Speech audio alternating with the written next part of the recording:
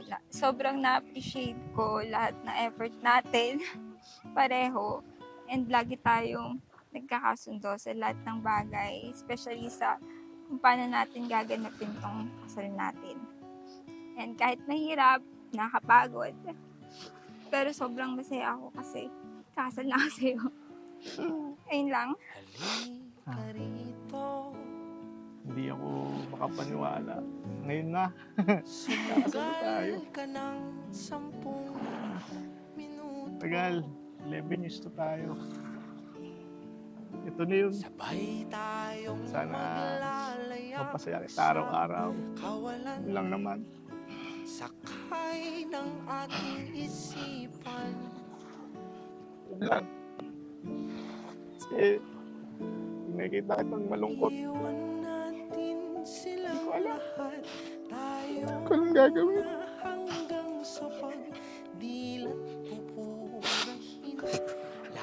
Gusto ko lang masaya ka. Yun lang. Sama sila.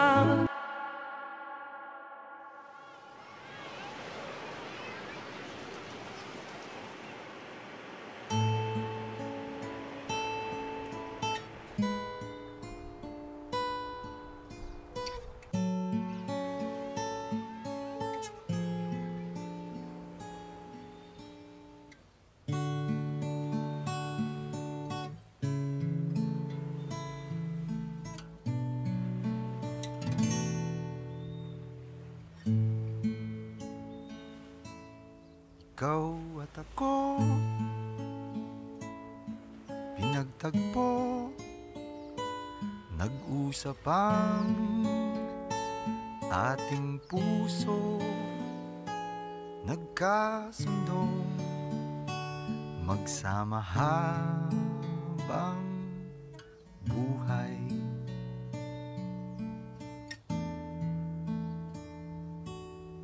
Nagsumpaan. Hi, Bunso. Ito na yung araw na iniisip ko lang dati. Magpapakasal ako sa taong kasama kong buo ng pamilya at makakasama sa pagtanda. Hindi ko man sinasabi sa'yo, pero sobrang nagpapasalamat ako sa Panginoon. Ikaw yung binigay sa akin. 11 taon, hindi mo ako iniwan. Pinili mo mag-stay. Kahit na ayaw kong intindihin maraming bagay.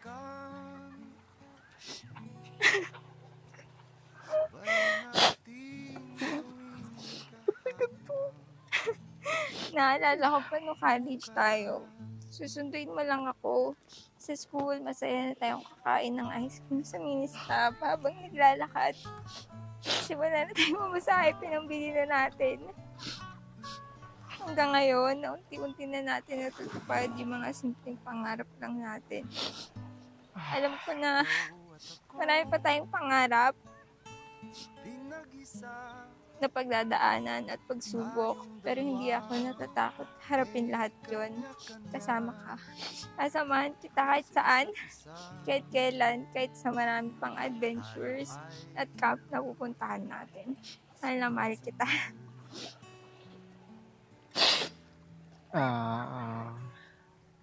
Lane. Bunso. Ang ganda ng bawa mo.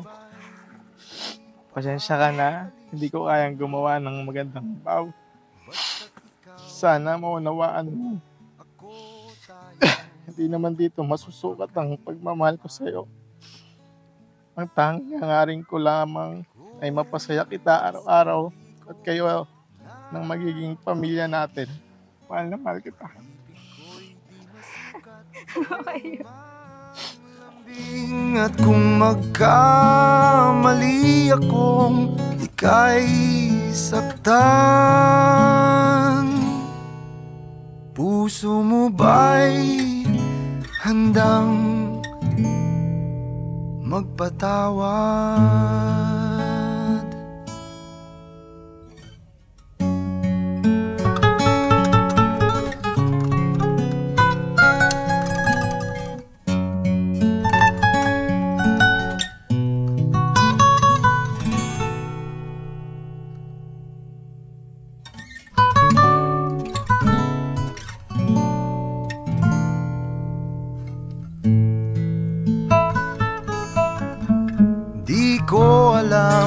gagawin kung mawala ka?